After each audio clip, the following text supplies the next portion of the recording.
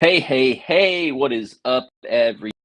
It is Uncle Matt here live. I'm sure you've all been refreshing your YouTube feeds all day today. Now, where's today's vlog? Where's today's video? I haven't seen the video from Uncle Matt yet today. Well, I had a video loaded up, ready to go, and this morning I decided to pull the channel because I wanted to jump on when I got settled in and do a live stream to talk about the catastrophe that is going on with the U.S. men's national team, Orlando, Florida. If you follow the channel, you know I'm down here for the Walt Disney World Marathon weekend. Should be a fun event, but I figured let's vent about this, get it off my chest, and we'll go on with the U.S. men's national team over the last couple days. The sort of simmering drama, tension that's been going on dating back to the World Cup and maybe even a little before. The family, who I'll tell you about here in a second, and U.S. men's national team head coach Greg Berhalter has boiled over to a shocking extent. Now, Claudio Reyna is a former U.S. men's national team captain, a key player in a few World Cups for the U.S. men's national team. One of the better players playing the Premier League, high-level midfielder, great player. His son, basically bred to be a great soccer player. Claudio's married to Carolina soccer team, which they are the top women's soccer program, have been for most of the modern era. So they essentially, genetically just created what it was meant to be. And Gio Reyna, most people believe he is either the most talented U.S. player we've ever developed, or he has the potential to get there. I haven't seen that latter. He's any better than what we've seen from Christian Pulisic and others, but he's got all the potential, all the tools, all the talent to get to that next level, to be U.S. soccer messiah we've always been waiting for. Hasn't quite got there yet, but he's only 19, 20 years old, so plenty of time to get there. He's playing for one of the top clubs in Germany, and Borussia Dortmund held him back from really taking that next step in his career, as he seems to have hit a bit of an injury bug with hamstring, other soft tissue injuries that have kept him out for long stretches of the last couple club seasons. Finally found a nice little window of fitness where he'd been on about a month straight of being able to play without any much issue. Comes into the World Cup. Most U.S. fans would have expected he would be one right up there with Weston McKennie, Tyler Adams. But we go into the first game against Wales, a 1-1 draw, and Reyna doesn't play. And this is because of his track record. Was he must have a knock, he must have some type of injury, and if he doesn't have an injury, perhaps his injury history has Greg could cause an injury, so he was saving him maybe for the England game. Maybe there was a plan of, let's not risk him in the Wales game, let's save him for the England game. We could target to put him in where he could exploit some things. Fast forward to the England game, he only plays about 7 minutes. Fast forward to the Iran game, he doesn't play. He plays the entire second half, but that was a game which we were chasing and trailing the entire match. The only time pretty much in the World Cup that we were trailing a match. So once again, at the time, most people were in one of two camps. Either there was an injury that we didn't know about with Gio, or, I think the majority of U.S. fans who already, had to assume that Greg Berhalter was an idiot who didn't know what he was doing and wasn't playing one of his best players. I've not been as hard on Greg as a lot of people have. He hasn't been one of the more popular coaches we've had. Less biased. A lot of people were just sick of us always going with like an MLS coach for our national team coach, and wanted to see something flashy or something more, headline grabbing. But I think, through, the cycle of getting us back to the World Cup, did a pretty good job. I don't have any criticisms for Greg Berhalter's performance with the team. Could it have been better? Sure. Probably goal was of getting us back to the World Cup, getting us out of the group stage of the World Cup, not getting completely embarrassed once we got to the knockout stages. So fine, he did his job. Everything's great.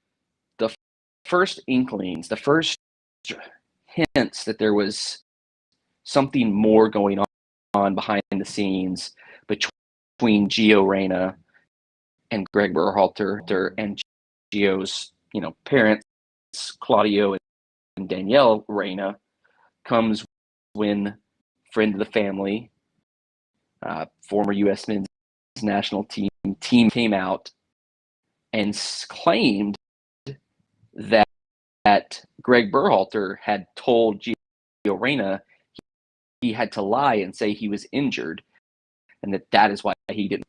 Wild statement to make after one game in the World Cup, but that's Eric Winalda for you. He's nothing if not the wannabe Skip Bayless of U.S. soccer. He's successfully launched the bid for U.S. soccer president. He probably thinks he probably should be the coach and not Greg Berhalter. So he's got an axe to grind. And at first, I thought that was all him. I never thought he'd saying to him, it sucks that Gio didn't get to play. But then Eric just took it in a completely different way to get attention on himself. Now, with the vision of hindsight, now knowing what we know now, Claudio told to Eric, he put that out there. Hey, I think they're making Gio lie about being injured so that, they can make him a scapegoat of not playing. But ultimately, Eric spoke, or he, the context, one of those things when people say something stupid or something's kind of blatantly a lie, they'll always say the same kind of thing. Oh, the context was lost, or not getting as much time as he wanted. Whatever. He backtracked, kind of retracted the whole thing. Kind of went away. We still weren't seeing much of Gio in the tournament. And the question, is this just Greg being stubborn and not playing a talented attacking player because he's rigid in the way he wants the system to work? Is there an injury that, was there actually an injury? It just kind of happened. We went through the World Cup. Everything seemed to be whatever. There's certainly a lot of people coming out of that said we should have played Gio more, but it just kind of went after the World Cup. Greg Berhalter was speaking at a leadership conference, not a press conference, not an interview, not any type of conference about leadership. And in this conference and his presentation, or whether it was kind of like a Q&A, whatever it was, he referenced that there was a player that was not meeting the standards on and off the field, was causing issues with the team, was causing performance-based issues, determine whether or not they were going to send that player home. And ultimately that player, had to make amends and apologize to the team for his behavior to be able to stay at the World Cup. Now, Berhalter did not name the player. Certain people started connecting the dots. They already knew that there was this weird thing that came out from Eric Winalda, that there seemed to be maybe some tension there between Gio and Greg. I'm sure starting to get the leaks coming out from the media saying, yes, this was Gio. Gio was the player in question. From there, Gio Reyna released his own statement with saying, yes, this is what happened.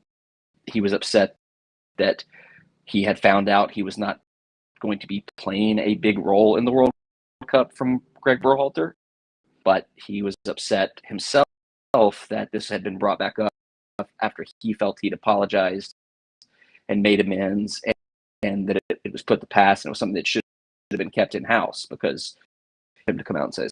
So he kind of half apologized, half complained that this had come out. Now here's the thing. I had a buddy ask me, why would Greg Berhalter have told? I think most good coaches will sit down with their players and lay out their expectations, lay out where they see them fitting into the team. you don't want to just go to the tournament and just not tell anybody anything, throw the starting lineup out an hour before the game and just have them all caught off guard. You want everybody to, know where they stand. It's entirely possible that Greg, knowing that Gio hasn't ever really contributed it the way it's been expected at the U.S. national team level, mostly because he's been in the team, but he's been coming in when other players were in higher form than him. Maybe Greg was just trying to light a fire under him. Maybe he said this, hey, I don't see you having a big role in this World Cup. We're going to need some support. Maybe he said that to light a fire under Gio. Maybe he wanted to see that awaken him. Maybe he wanted him to go out and start just being a madman in training, wanting to see him just score. Instead, Gio apparently went in the shell, pouted, acted like a little turd about the whole thing. Now, once again, all of what we know about Gio on paper, mostly on potential, coming into the World Cup, the players in his key positions, Timothy Weah, Christian Pulisic, Brendan Aronson, their form coming out of their club teams than Gio Reyna was. So it was natural that they would be, based on that, ahead of him in the pecking order. He can't just get a spot in the roster, spot in the squad. He was told that he hadn't earned it. Instead of fighting harder, he acted like a little spoiled baby, which, that's kind of the culture that's coming up in youth sports now. If you haven't been around youth sports recently, things are going with your team, just wait, mommy and daddy will fix that. I never thought that was the situation with him because his father played at the highest level for the U.S. national team. His mother was a high level and coddled and held their hands and given a participation trophy. They played back in the 90s, the early 2000s when, it was, different. So you wouldn't expect his parents to be the kind of sports today, especially at that high of a level, especially knowing that the Reyna family and the Berhalter family have known each other basically since they were kids. Claudio Reyna and Greg and went to the same college, grew up playing in the national team together. They've just got this incredibly long history of being teammates and being friends. So you would never, expect there to be bizarre helicopter parenting of the coach in that type of situation. But also, that may speak more to the problems within U.S. soccer at large, which I'll kind of get to towards the end. We had this issue. It kind of went away. Greg, said what he said. Gio came out and admitted he was the player in question. So this past weekend, a report came out that the U.S. men's national or the U.S. Soccer Federation was investigating Greg Berhalter based on a come-on accusation that had been levied that he had a domestic violence issue with his wife, I believe in 1991, when they were 18 years old in college and just started dating at a bar, and that he kicked her. Now, right out of the gate, horrible. Should never do that. That's an unexcusable action. And, whatever it is, it's fully investigating it, fully vetting what happened, what the thought would be, and issuing any kind of appropriate expired on December 31st, 2022. So he is technically, at this moment in time, and at the moment in time that it was announced that this investigation was going on, no longer technically the U.S. national. There's the U.S. national team leadership. Ernie Stewart has said he's still in contention to be re-signed and be brought back for the job, but really can't move forward with anything until the full soccer statement about this was that they believed a party outside of the U.S. Soccer Federation had, I can't remember the exact wording, like targeted actions towards members of the U.S. soccer staff that sounded weird. Because at first, like, you read the first part of the statement and you're just like, oh, this incident's come out that Greg Berhalter has in his past, and of starts to sound like this came out because somebody is trying to blackmail Greg Berhalter and maybe other members of the U.S. soccer hierarchy about that moment. It was like, this is a little weird. This is a little fishy. Why is this coming out now? Why is this coming out now? So lo and behold, it turns out from 1999, 1991, or whenever it was, came directly from the Reyna family. Now, there's been multiple reports of how the Reyna family brought this to U.S. actively threatening Ernie Stewart that he would release this information about Greg if they move forward with Greg after the World Cup, or if they didn't play. There was reports that he was threatening during the World Cup that if Greg didn't start playing Gio, he was going to release this information. They've denied that. They've denied that they ever threatened or blackmailed anybody. As friends, they expressed disappointment to Ernie Stewart, the head of the general manager, I believe, of U.S. Soccer, as a friend. They didn't go to him as the head of U.S. Soccer. They went to Greg, was dragging Gio's name through the mud, despite Greg having these indiscretions in his past had been forgiven, that he wasn't showing the same forgiveness to Gio disappointed them. They claim it's not going to the general manager of U.S. Soccer and bringing domestic violence accusations against the head coach in a threatening, blackmailing manner. You read into a situation probably came directly from Claudio Reyna, like either he lied and planted fake news with Eric Winalda, or if Greg really did ask Gio to lie. I don't think that's the case. That seems wildly crazy for a coach to go to a player and ask them to do that, especially when Greg had already told the player that he was not going to play a big role in the World Cup. You should also tell everybody that you're hurt. That doesn't make a whole heck of a lot of sense, especially when Greg came out multiple times and said Gio not playing had nothing to do with an injury. It was a coach's decision. This thrown Greg more under the bus.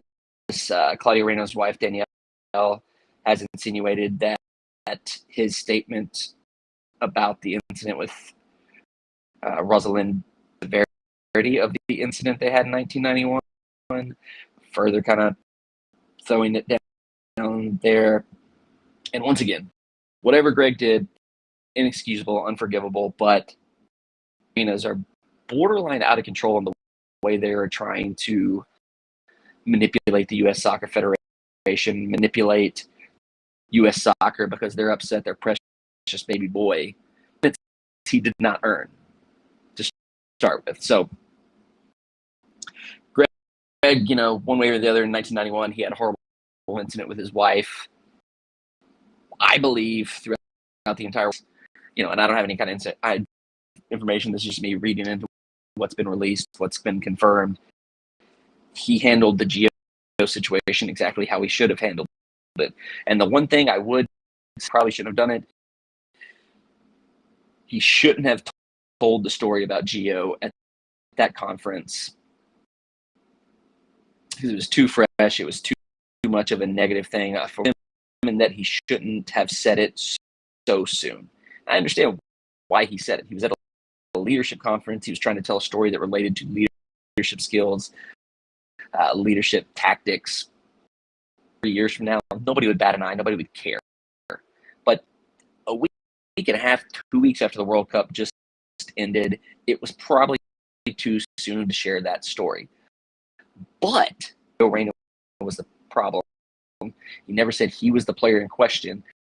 I would argue that if the Winalda thing had never come out, if Winalda had never run his mouth about whatever, nobody would have maybe even been suspicious about Gio Reyna, because Gio still played some. He didn't play as much as many people thought he should, but he still played some. There's a handful of players who didn't play a single minute there. I wonder if they were the player Greg was talking about. But because Eric Winalda had already flamed the fires that something more was going on behind the scenes with Gio Reyna, played into what the journalist that went out and uncovered that it was Gio Reyna did. I don't know if they knew that because they thought, Eric Winaldo was talking about there being some weird situation. That certainly makes sense to me when I get that connection there, but whatever, it's blown up. It's gotten out of control. It's an embarrassment to the U.S. Soccer Federation. You know, Greg came out. He had another leadership conference today. That's where he said that he essentially wished he hadn't told the story about Gio because it was too negative coming off. It was a very, very positive World Cup, and you know all the right things that you have to say in the situation if you're in his position. You know, talked about the disappointment of his friends, the Reynas, kind of seemingly something as petty as their son not getting the playtime they wanted. And I mean, you can't look at it any other way. I mean, if this incident was such a horrible, traumatic incident, you know, but doesn't that make the Reynas kind of scumbags that they sat on this for all this time? That they let Greg get the job as head coach of U.S. Soccer and didn't at the time when he got hired in 2018? Go 90s. Kind of makes him a little bit culpable there, and it kind of makes it very obvious what their motivations are for coming out with it now. So you can't come out looking good. It's really hard to almost look worse than somebody who might be a domestic abuser, but the Reynas look so much worse than Greg Berhalter, in my personal opinion, because they did all this out of a paying to play soccer. Absolutely ridiculous. And I mentioned this earlier. One of the underlying problems that kind of is the cause of maybe this whole weird, incestuous group of people that have had the control of U.S. soccer for the last handful of years. So it started when Greg got hired on him getting the job was not only that he had not necessarily had some incredible track record as a coach at that point, but the bigger red flag was that his brother was hired. It's like, your brother is one of the most powerful people in U.S. soccer, and you, with a mediocre coaching track record, just got the most important job in U.S. soccer. There was Ernie Stewart. That was when he was appointed as general manager of U.S. soccer, and he was the one tasked with hiring the U.S. soccer's next guy. A guy, and he's like, hey, you know, my brother might be good for the job that I'm putting you in charge of hiring, and you're also friends in a form. It kind of makes it hard for you to not maybe make that decision to hire your boss's brother, right? Now, Greg Berhalter, but Ernie Stewart is still, I don't know if general manager is his exact title, but he's still one of the key executives with U.S. Soccer. Brian McBride is also in a high-level role with U.S. Soccer coach, or he was. His contract expired December 31st.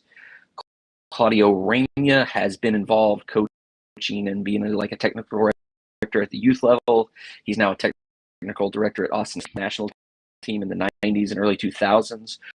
So they're all friends. They're all buddies. They're all this weird connectivity of friendship where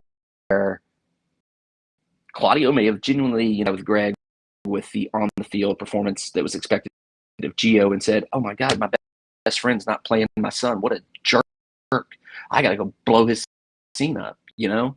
So I'm not a fan of coaches getting 2 World Cup cycles unless they just do something, you know, miraculous and incredible, kind of like what when Spain won like 3 straight Deschamps for France right now, has had a really good run with them.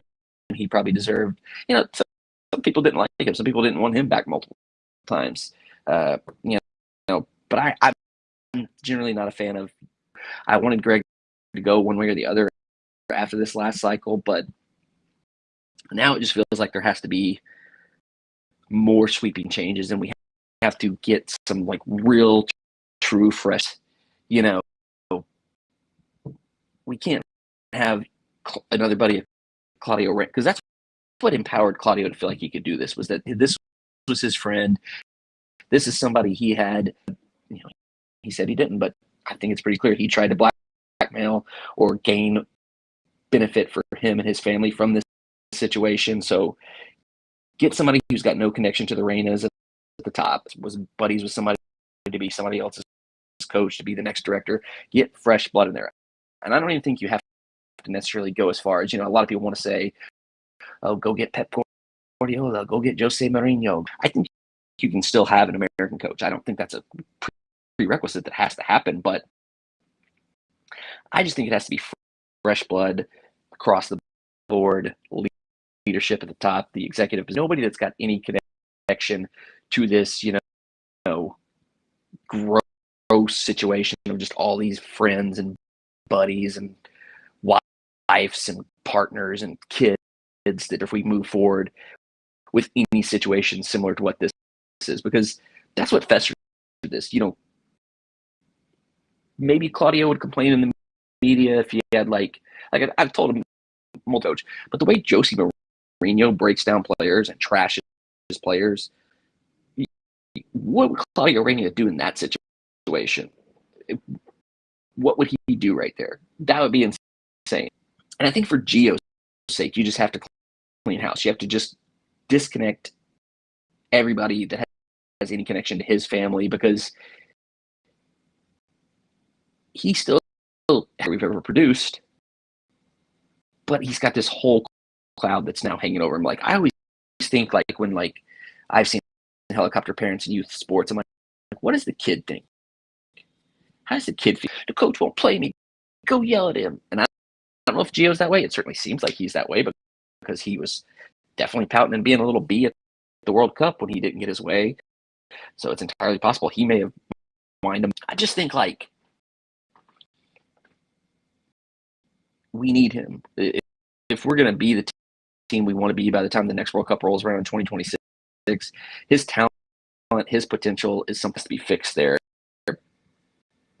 And I don't know what his teammates think. I can't speak for them. Nobody really can speak for them until they start speaking. But I mean, I'm just thinking, if I put myself in those players,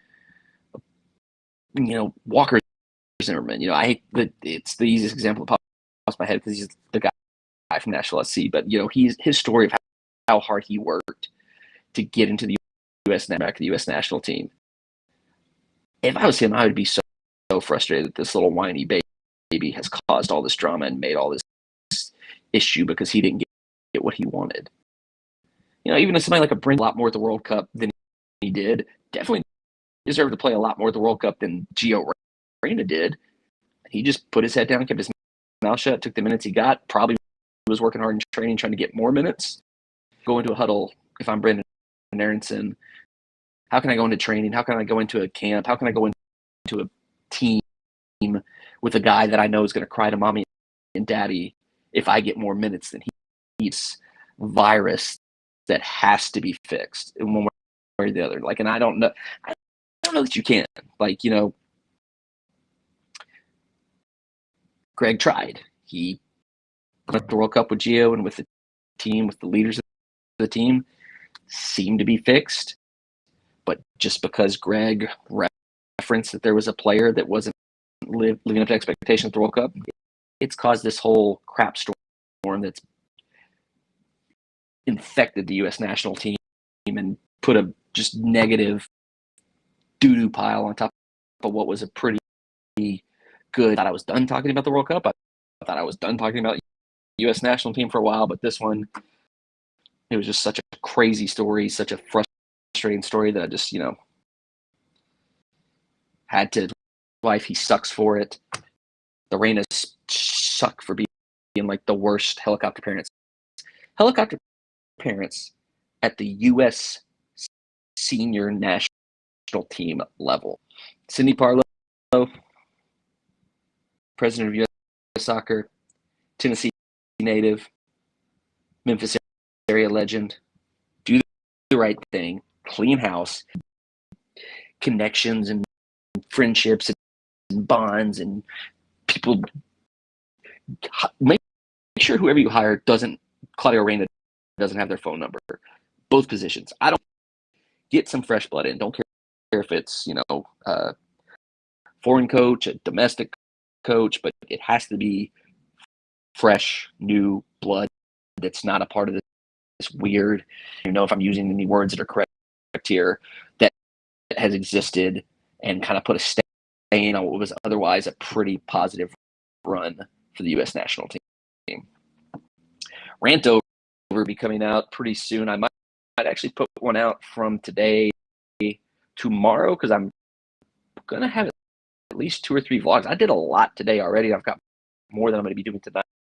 So I see myself, it's not like I'm taking time away from my friends or especially Jesta. I would never take time away from Jesta when we're on vacation together, but I'm down here by myself. So like, tonight when I get back to my hotel room, can't quite fall asleep. Spend 30, 40 minutes editing a video to get it out tomorrow, maybe. I've got a few stockpile videos that I can publish if I don't do that, but either way, we're pretty well set up to vlog. Count it. Thanks for watching. If you're not already, subscribe to the channel with the bell turned on for notifications. Thank you for bearing with me in this traumatizing, terrible time.